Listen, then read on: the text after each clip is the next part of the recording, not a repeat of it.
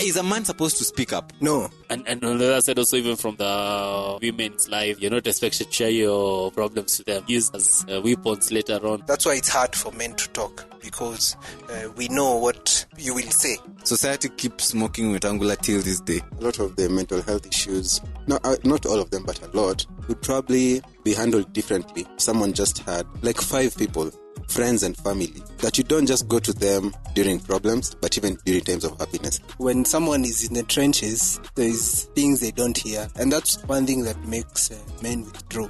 But the reality of the matter is, at the end of the day, manze, kama you're not talking about what is going through, what you're going through, you're bottling it up and it's going to explode one day.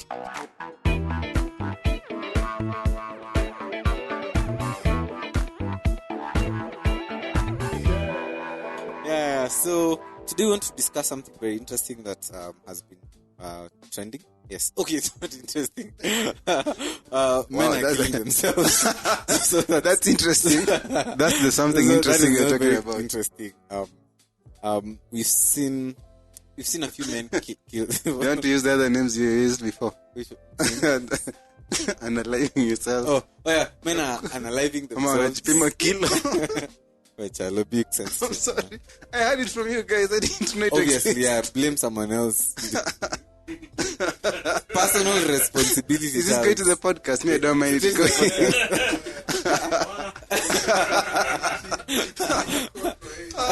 My name is not Dennis. My actual name is Gideon. Yeah, so today we are very sad. That's we don't sound sad. Okay, today it's a concerning time to be a man. Is mental health a real issue? To me, there is mental health issues. I think it's always been there. So, but there's a lot more visibility on the things that are happening right now. But and also a lack of proper ways to address it or to go around it for various people. But it is there. I know people who are there. I think everyone has a mental health issue. And I saw who there's a trend of took away his life. It's called Charlie. No one was expecting. Is it that no one seems to notice? Or is this an issue of men not being able to express their problems or not being able to speak up when they are going through a rough patch? I don't think the problem is the mental health per se. It's how men's mental health is perceived. It's never taken seriously. Yeah, that's the real thing. So even when a guy is going through it, there's someone who was saying how men's TikTok is curated and how women's TikTok is curated. For women is look into the mirror, you're the boss, you're nini. But for guys it's you're alone, no one is coming to help you. You will die if you don't get out of the gutter. So I think we've been so socialized to not speak about problems we have. So it's either I bottle it up and it ends up killing me with a heart attack or unaliving me later on, giving me a heart attack, or things get too overwhelming and then I just decide kujipima kilo and get out of here. But I think maybe that's where the discussion is. Should we have more of a freer environment where men can talk about their issues without any judgment? And on the other side, also even from the women's life, you're not expected to share your problems to them. Use as weapons later on, or you'll be seen as a weak-willed man. I remember there's a time Wetangula was beaten by the wife, and it has never stopped being brought up against him. I'm like, bro, the guy was injured and not injured, was punched here and there by the wife, and society keeps smoking Wetangula till this day. Politicians who are trying to attack Weta will use it against him. So I'm like, now, is a man supposed to speak up? No.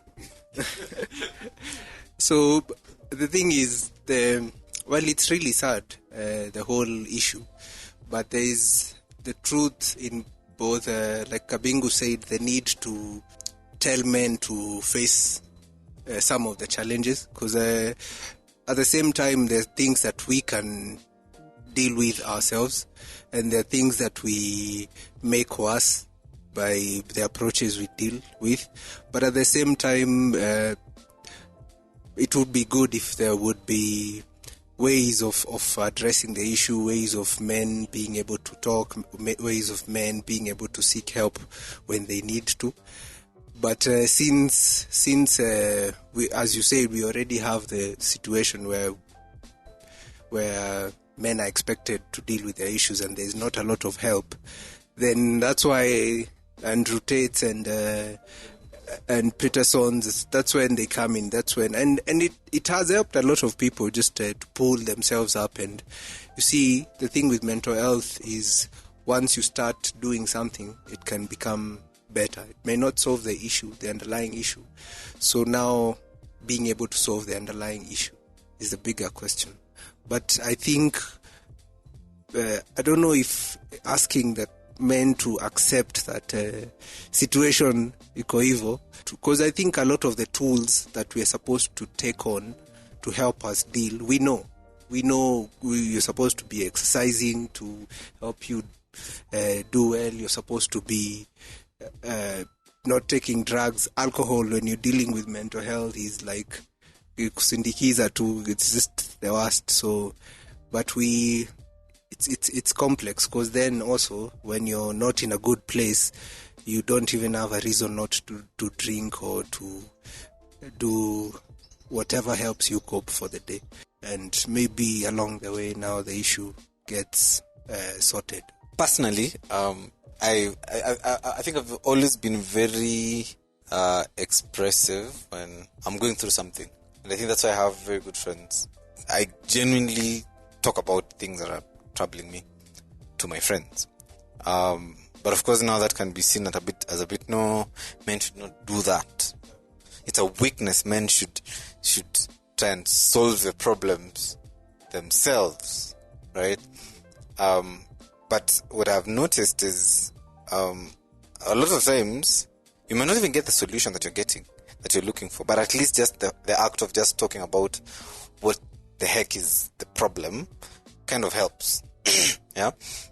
But the reality of most of you who are on this panel, mnajua vizuri kwamba you guys don't talk about your issues, at least in the when you contrast with how women discuss the issues that are going through them. Oh, babe, you see my husband punched me. Okay, don't put a babe husband punched me. So you see, like they're not so much trying to get solutions, but they're venting. It's an outlet. Yeah, but for men, when we're discussing, we are looking for solutions. Wetangula said his wife beat him and he's never lived that down. So you don't want to try that and mess around and find out. I get that, but I'm just saying. But the reality of the matter is, at the end of the day, manze, kama you're not talking about what you're going through, you're bottling it up and it's going to explode one day. In this relationship that people are in, let me say, not yours are very good. I'm saying other people. These relationships can be a huge source of turmoil and tumult. I think a lot of people say you need to open up, talk to people about it. I don't think it's okay for anyone to expect men talk the way women talk. I'm not saying talk the way women talk. No, I'm not, yeah, even our pitches are different. I understand. I understand. Just the way that men are mostly look for solutions, and even I don't say women like come for men solutions, but basically they do come to men for solutions. They do, but the buck stops on us. I actually think that it's true we need to talk about it, but it also matters who you talk to. I'm saying this because I know in certain places you might be having friends who can talk to, but they're not straightforward with you. They won't point out the things that probably are doing that are wrong. Sometimes, and I'm not saying this happens to everyone who has mental health, but sometimes you find someone. Okay, first of all, do you mean everyone who has mental health anyone mental health is we all have mental health. Whether like it's mental good health or bad problems. health, it's So, there. like mental health problems. So, for example, if you struggle with alcoholism, I mean, the first advice would stop or do something about it. See, the alcoholism thing is very complex. Why are you drinking? No. Put down. Guys. Okay, wait. Put down the bottle. No, I'm saying, you know what Mark said? Mark said that if you are struggling with if you have mental health problems and you are taking alcohol inakuzindikiza. So the advice is, like, cool down with the alcohol, address your problems without using alcohol, because alcohol is only going to stimulate you or make you make bad decisions, right? I think that's what Mark was trying to say. So such situations like that, maybe other examples that even don't involve drugs is, and I honestly, like in terms of friendships, there are certain kinds of friendships that people tell you, you have this covered, when you say you're the G, like, don't worry, without having to sit down with someone and truly, cultivating a friendship where you can actually be very vulnerable. That's what there's somewhere I read where someone was talking about a lot of the mental health issues. No, not all of them, but a lot would probably be handled differently. Someone just had about like 5 people, friends and family, that you don't just go to them during problems, but even during times of happiness, even sometimes without having to go to therapy, and also understanding that generally, and the right people around you will actually help you understand that generally life is hard. Yeah, and life being hard means that you can't do it alone, you need others, and that kind of knowledge and awareness of the difficulty of life and the fact that you have to navigate it and there's no other way around it is good for someone's mental health to be not just, I don't want to say good, but also it gives you a sense of awareness that I shouldn't expect anything easy. Things will be hard. You said, yes, we can help our friends, but as men, do we have that capacity to also help our friends? Ile, if I come to you that I'm an alcoholic, I'm struggling with alcoholism, how do you feel that you have the capacity to help me in that situation? For example, if today I tell you, I called you, hi, my car has a problem, I'm not asking you to fix it. Maybe you might know a guy who fixes cars, right? You might give me money to help me go fix the car. So you sharing about your problem, so you have financial problems, does not mean necessarily that I want you to help me, but just sharing it, sometimes people have... And that's why I'm asking, because for guys, when I'm sharing a problem, is I actually want you to help me with a solution. Yeah, not to tell me, like, Charles, life is hard, things happen, this is... Like, honestly, personally, I usually have a problem with that. Yeah. With someone telling me, of course I know life happens, people die all the time. For example, in Kifiwa, like, I don't want you to tell me it happens, that one day. Like, I get that, but contextualizing, the whole situation is very important. For example, now if you are facing problems with your marriage and you come to me, I can tell you, I can, yes, I'm saying I can help people with their marriage situations.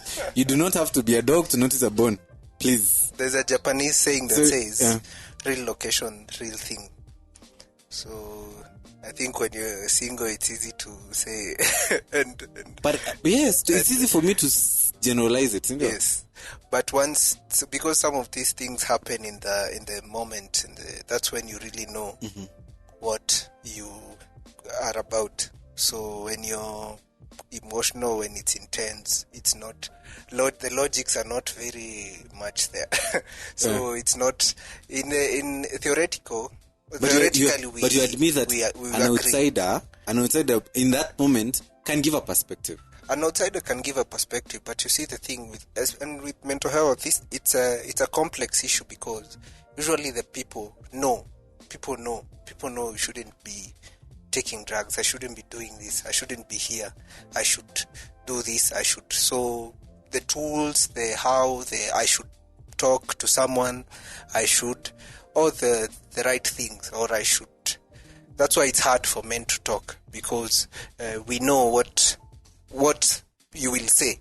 But where I am at that point in time, there is a complexity of issues. And that's why when Tito's, maybe it's a purpose issue, there's some truth to it, because it's really about understanding why do it, or also navigating your circumstances. I may not even understand my own circumstances. I may not even understand what influences my response to things, or how I react to things, or even my own capacity. So there's things like childhood traumas. Those are things that affect people, but people don't know how those things may affect them. They cause self-esteem issues, self-validation issues. So you find, like the guys who you're in love with someone and you unalive yourself, like the recent story. Yeah, that was wild. It wasn't. It's because you see, it's a complex issue, and that's why you find. Why is it a complex issue? I don't think it is a very complex because issue. for you find a lot of times for guys, there is you find your identity or your self-validation in that person. In that person you've associated. But that shouldn't be the issue. Kabing, you don't agree? I think it's what he was saying before about us. It's a purpose problem where in modernity and everything that's happening now, men are struggling to find their place. Before it was clear, I'm going out with the rest of the village, you're going to hunt, women are at home. Wow, how many years? No, but I'm saying even though it was no, but I'm saying that's an extreme example. But for the longest, there were clear, even let's say just gender roles and all that. Men knew what their purpose was, and that also came from us having this initiation process where you get through to go through a system where you understand your purpose in the community, what you're supposed to do. You're supposed to be a warrior, then become a family man. So everything was well lined out. But now there is this place where even us, as we are growing up, we don't have these role models in our lives. We have to figure everything out ourselves.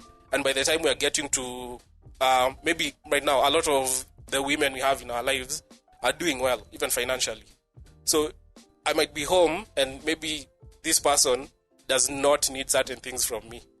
So I'm like, or she might start doing certain things for you. Babe, nimekubaia he. And then you start asking yourself, kwani Mimi, who has the pants in this household? I get that. Yeah. I 100%. There's an aspect of the masculinity. It's a nice balance between masculinity and sensitivity, because traditionally masculine men are not very sensitive. But if you're really going to handle your mental health, if you're going to expose yourself to a situation that is going to help you fix your mental health, there's a bit of vulnerability there. And a lot of times vulnerability is associated to femininity, right? So now what's the balance? Like, because clearly, as a man, I'm feeling insecure that my wife is earning 3 times what I'm earning, for example. And it's messing up with my mind. And then I lose my job. So my question, okay, that's even forget that. I'm just asking. I'm just showing you instances where you can find now someone spiraling. It's just one single thing. One punch after that. Yeah. So now my question is, how do you balance out the masculinity aspect and the vulnerability required? The vulnerability required to fix it. If you find someone who's using these things against you, achana na yeye. Like if I'm feeling bad, I'll talk about how bad I'm feeling. If she is not worth accepting me the way I am and hata nisikiza, akwende. I would disagree with you, Kabingu, because I don't think ladies are built to be able to help us in this thing. It's I think it's Peterson who says, or research, I don't know where I heard it, that babes they're more neurotic than us. They're more likely to experience negative feelings 3 times more than we do. It's just that, yes, they do have outlets, but they can't be I think one of the biggest issues that's causing men a lot of mental health issues is there's an expectation on women to help us, and the truth is they are not the ones to help us. That's a professional. That's no, like your especially your spouse, because there is a lot of expectations already with the normal spousal roles and what we do. But for them being our emotional support, I think it's a bit tricky. One is because also they do not comprehend our issues as well, and then they have their own. They need us more than we need them. So it's one of the things that if men would stop expecting too much there. So this is the part where I was saying there's a lot that's coming up with how modern relationships are happening. A lot of women who are listening now might disagree with you and say, I have the capacity to listen to my, because I can't listen to my husband and offer solutions. But I agree on one part. There are certain things I'll have to come and ask maybe Charles or Moretti. I can't ask her. But if it's something that's really tied to the both of us, maybe she's pushing for something, and maybe, let's say if it's something financial, and I don't have that money right then, I think sometimes you might have to communicate properly. We won't be able to do this because of A, B, C, D. Yeah? Itaniletea stress. Yeah. I agree. Masculinity and vulnerability. That's where it started, right? And to Mark's point on, I think there are certain things that definitely need to be spoken to other men, and to a large extent, the society that we're in, you find men are usually isolated, and when they meet up, it's for either FIFA fun activities or Naivasha or hiking or beer. Usually it's over another activity, and the bit about discussing about themselves will be very short, and then the rest maybe is everything else, right? Yeah. So, and also at times we do that with just our peers. So I think for men it's very important to try and find people with whom they can have these discussions with, who've walked that path before and may see things in a very different perspective than a peer would. Not to say that our peers can't advise us or guide us, but there's a place for elder people in our lives to steward us in the right ways or give us advice that could be useful. And I think that's in contrast with the older societies, how people were, how homesteads were, they were like, your uncles are close, people with whom you can speak to are elder. That facilitated that. I actually agree with what Mugambi is saying. What I'm simply trying to say is, it's a very complicated world, and the sooner we are able to, our minds are able to comprehend it and adjust to it, the easier it will be for us to get through it and to not expect life to be easy. So when does this conversation come up? You can tell me that when I'm actually going through it. And see, the other also thing that I would also mention is that that is the ideal situation. For example, the ideal situation would be we don't have cancer, right? There are very many ideals. There's food for everybody. We all agree. But the reality of our world today is that our attention span fast is very, very little. Secondly, we are media, slaves of the media, right? And this media is controlling the narrative, regardless of the side of the discussion where you are.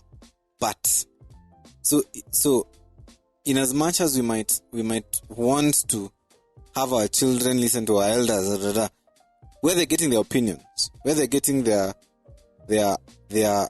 ideas and their psychology molded is on their phones and on the television, right? So then my question would be, how in this kind of a world where mental health is depicted in a certain way, and just even to say this on a tangent, we need to dissociate ourselves with this understanding that you have to be, and this way I agree with you, that we have to have positive emotions all the time. There's a space for negative emotions, right? And I'm saying on that I agree with him. There's a space. No, for him, you're saying that life is hard, things happen. I agree with that also. But I'm saying also we need to have the understanding that negative emotions have their place. For example, it helps me finish my project in time when I know that I might get a hiding from my boss. Negative emotions helps me, to treat my partner better. You know, when I know what I treated her like, she threw the book at me, literally or figuratively. This is it, throw the literal book at you. But that negative emotion has a space. So we should not wish away negative emotions. Stress, depressions, these things have a place, and I think we need to have that understanding. But now my question would be, now in the modern society where that is singing to us, no, you should always be happy, how do we live in that kind of an environment? Actually, Moretti, I think that Dennis said that, and I repeated that, and that is, actually, let me actually say it in a better way. There seems to be a decoupling between how things used to happen in the past. People would grow up with older people around them, and they would see the struggle, for example, maybe your dad or your uncle would go through, and they would grow up understanding life is like this. And also you'd see the way they form their opinions, whether it's, nowadays people talk of stoicism, others it's religion, Christianity, and things like that. It's things like that maybe don't happen a lot today. That people will get to a point where they don't have that kind of mental strength to navigate the complex journey that the world is, or that life is. When someone is in the trenches, there is things they don't hear, that don't really speak to them, and there is truths you may speak to them and that's one thing that makes men withdraw, is that they know what you will say, and they know the truths that probably the older person would say, especially if they are external people, and but it's not real to you, or it's not resonating with you.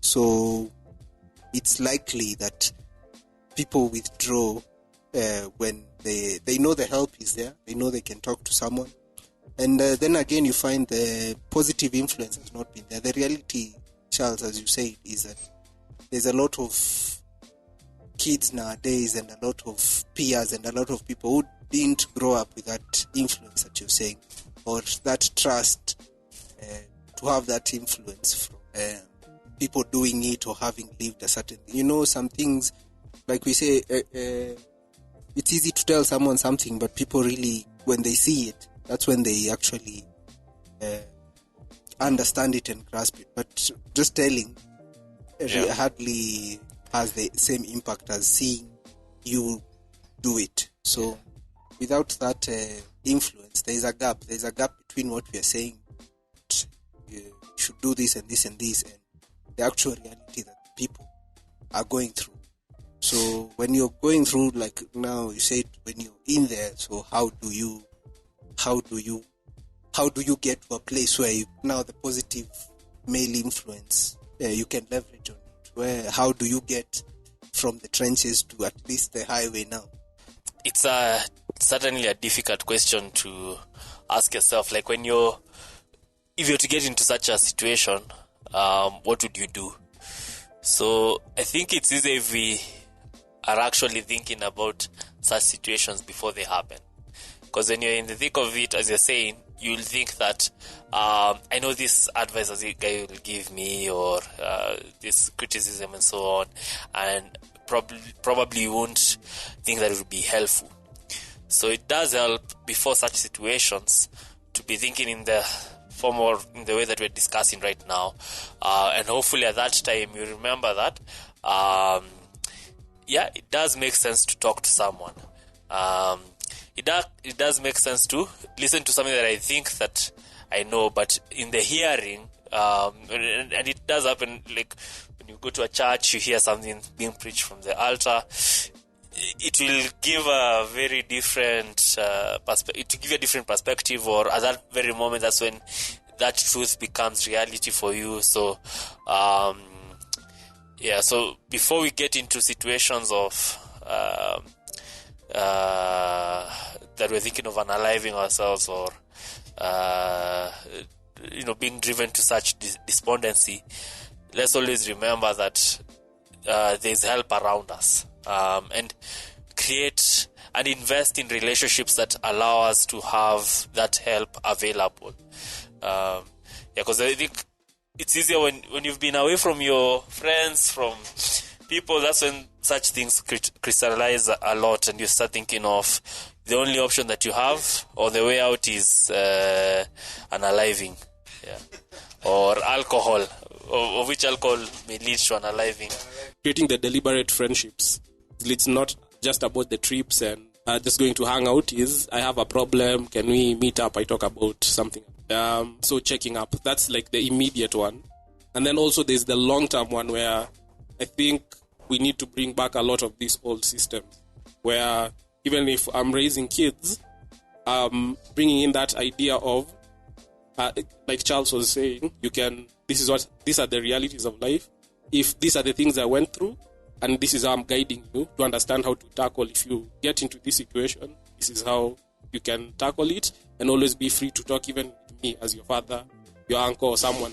Creating that kind of community. So these kids know that as they're growing up, there are men or a support system of men who are even older, who can always go and ask questions. Mugambi was saying. But maybe before Moretti responds, I think before the solutions or what we are saying right now still does not really realize how hard it is for the person in the trenches and the person that is, even you withdraw, even those friends, yes, you have, and there's people you have people you know that you can go to, but even that person would withdraw.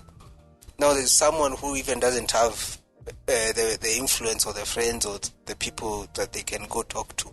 So you withdraw, and that happens a lot. And the drug usage that's going on. The drug usage that's going on is it's mad, and it's driven by mental health, and it makes it worse. But the truth is, there is a whole gap between. Yep, mental health issues. mental unhealthiness. It's like mental health is there's an assumption here. Mental health, we assume it means bad things. Bad. Mental health means, Yeah. So mental health issues. So there is a huge gap between being even in a place to do the healthy stuff. I think I disagree a bit with what Kevin you're saying. In the sense that Kumbaya, obviously, in the ideal world, we all hands and we tell each other nice things and we fix things. But the reality of our society as it is, we don't have access to our grandmothers, for example, in the setup.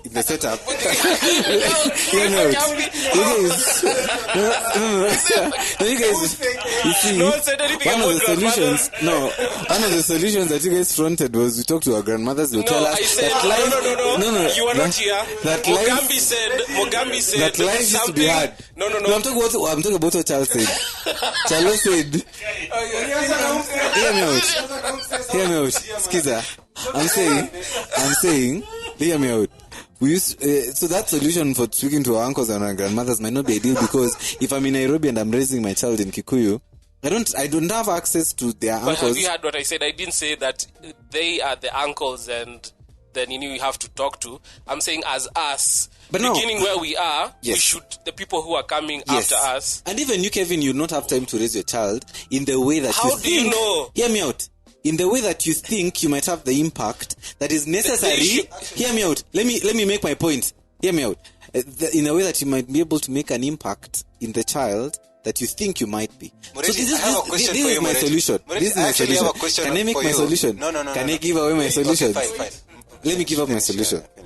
Now that we don't have access to our grandmothers too, we are not able to raise our children the way you can raise them. My solution is very simple. What avenues are the children using? What is that a solution? Which solution is that? No, hear me out. No, I'm saying now, exactly. On what platform or what avenue or locomotive are we using? You have to use this voice if you have a podcast, Mugambi. You cannot just be using plain English. Excuse me. Yeah. So my point. This is my point. And I think that's why people like Kina Andrew Tate and Kina Amerix and Kina Jordan Peterson have become so popular because it's a break from the kumbaya stories I'm hearing from all over. Like, as a consumer of the content, What I'm is like, this kumbaya story you're talking about? no. I'm saying when I listen to Amerix, when someone watches what Amerix is saying, when someone watches Andrew Tate and Kiben or these people are saying, it's a break from what we are being socialized by the modernity to appreciate. Like, positivity is not everything. No. I'm saying, hear me out. Let me make my point. So my point is this, Kevin. The reason why these people have come up so much and so strongly is because they are speaking to the reality of how life is, away from the ideality of what the other solutions or other medias might give us. That is my point. So if you want to solve these problems, let's talk to the children on social media. Let's find ways in which we can groom them within the platform that they are Actually, consuming. Moretti, let me first disagree with you. Oh, wow, I'm surprised. No, Moretti. Chalo is disagreeing with me. There's in Kenya we don't teach comprehension. I think they should bring that into our curriculum. Because to be honest, this is so sad. Moretti, first of all, Cheki, we were not talking about grandmothers here. Actually, if anything, we were just trying to give something like a template to work on. It could be a grandmother, it could be a father, it could be another ancestor. Moretti, come on. Do you really think we were talking about our grandmothers? To be like, are you serious? Give me as an example. Okay, fine. Okay. You told Kabingu that as a father, if he ever gets to fatherhood, as a father, he don't think he'll get that opportunity. Like he wants to idealize. Gets to father. Okay, when he gets to fatherhood, no, it's because of what he talked about before he started. But if anything, I think that it depends. I mean, you can let the world raise your child, or you can raise your child in however you want. What simply? Yeah. Better, more than you raise your But No, I also think I disagree with that. I Why also disagree think with that? no, Moretti. I disagree with that. I feel no. I think if your child, It's fine. No, Moretti. No, Moretti. I believe if your child has a good foundation, yes, other things might happen, but they'll always go back to foundation. Yeah, What where the they, parents taught them. No, Moretti. No, yeah, Moretti. no, wait, let child speak. Moretti, honestly, you can come with your facts from wherever you want to, but yeah, it's fine. It's fine. Of course, even CNN says they have facts. Facts don't care about your feelings. Yeah, Let me it's okay. explain. Fine. Facts don't care about your It's fine. feelings, Charles. But Moretti, I can tell you for a fact that most kids either turn out to be how their parents were. That's true. Really? Yeah, in Mia their presence Khalifa's or in their parents. They were absence. What? Mia Khalifa's parents. Me, I don't care. You can. No, my point is, Charles, Let it's me not tell you, necessarily Moretti, true. I'm saying. Let me finish that statement. They either turn up how they were, or in how they were raised, either in their presence or in their absence. Or number 3, the neighborhood and schools they went to. Those ones have an effect, but they Huge don't have effect. as strong an effect as their parents. Moretti. Okay, Moretti, you guys, wachani na Moretti. You know Moretti, check it. Moretti, you'll find that out maybe 10, 20, 30 years from now. Yes, I get that, but I you see, Kevin, I'll tell you one thing as I conclude, and I think we need to close this episode. One, whether you shake your head or you nod, it tells has no effect. All I'm trying to say is this: we need, as men, one, to have an understanding that the world has changed, and the power dynamic that afforded us lives without, I don't say accountability, but life where what we wanted went has changed, and unfortunately maybe it's not changed at a pace where we had sufficient time to adjust to it. It changed very, very quickly, and maybe that has an effect, right? So that understanding that the world has changed, and having to come up with new socialization structures that will help us adapt in this world is going to be very, very critical. That's the first point. I'm more of let's do old things that we used to do. Because if we are the ones who are not. Unfortunately, you cannot go back to the old times. Exactly what you when said. I know you're when we quoting. had 5 You're wives. quoting Yuval Naval about progress and civilization has happened faster than our biology has kept up with. Yes. So that means And our psychology. the things that used to give us I know it's easy, he's the person he's quoting, but that means also that our nervous system and everything hasn't caught up. Yeah. The things that used to soothe us in the past are the things we need also to integrate into Our modern ourselves. living, yeah. That's why I was saying you're disagreeing with it, but I was saying us as men should be intentional about exactly what you know. If Charles knows Nini, or I know what the Nini, everything is tough. This is not kumbaya. The same way we look up to Peterson is the same way be that Peterson to someone else's life. If it's your child, if it's close friends, like being that person so that you get to navigate life together. Okay, And fair not enough. being, We need to be then looking out for each other more. It's something easy to say, but not easy to execute. I don't know if you try to use an app or something that just randomly tells you who to call. check out. Yeah, dude, honestly. And ask meaningful questions of each other. When you call and say, how you doing now? Mtoto anasema tu poa. Then dig a bit further. Can be a way of trying to establish how someone is doing.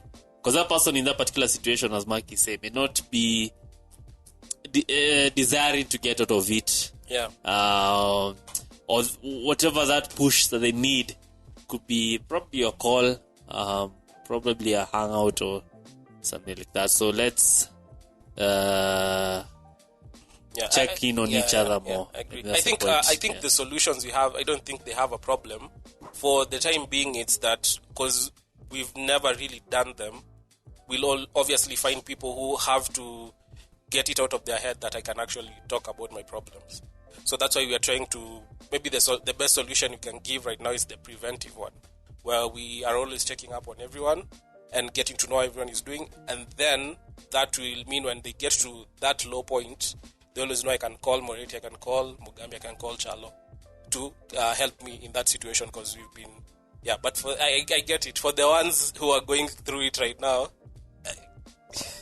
More important, if you're going through it, remember yourself. Not that Only you can remove yourself. True. There is a truth to it. There is a there is a self-validation and self-efficacy and that has to happen within before anyone external can help.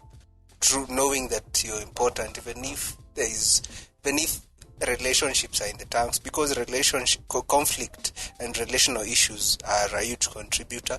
Second, I was watching a lady who's on a journey of quitting a lot of drugs and She was posting it online. Yes, and Wow. it's a good don't thing, get and that. I actually watched a lot of it because I understand what she was saying. In that, a lot of what brings on these addictions and unhealthy mental health coping issues is conflict in relations, interpersonal issues like not having enough self-compassion. Self-compassion is a very huge aspect of mental health. And the other aspect was also just letting go the pressure on yourself, on the dreams and goals and all this, and you should be here, you should have achieved this, you should be here, you have these plans. When you're in the trenches, just let go and first of all deal with the present and dealing with the present and the day-to-day, and you will add on the goals and the dreams on top of it. But if you like, those 3 steps are a very huge aspect of mental health. The other bit would be there is I think a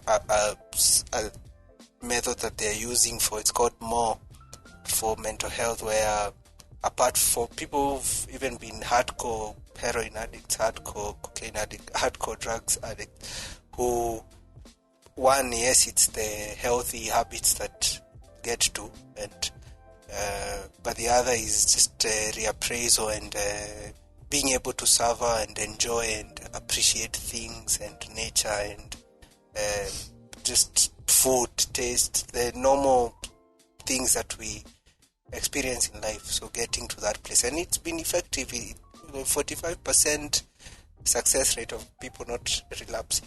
So it's like one of the most successful.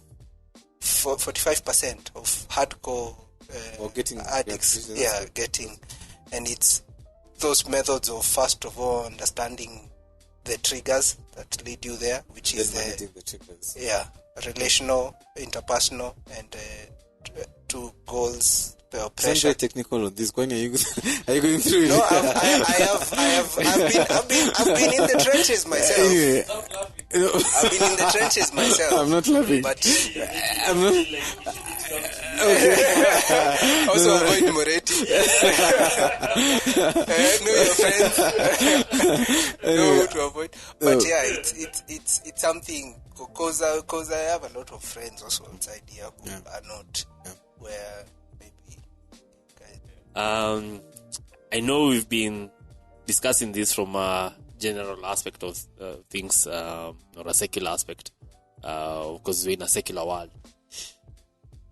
I believe there's a place for religion. By religion, I mainly can only speak about Christianity, since that's what I know. I believe it is extremely significant in how we perceive ourselves, because you can get to a point whereby you think of your worth as zero, as everything else. You're not identifying yourself in your work or your wife or your children. You just feel you're nothing.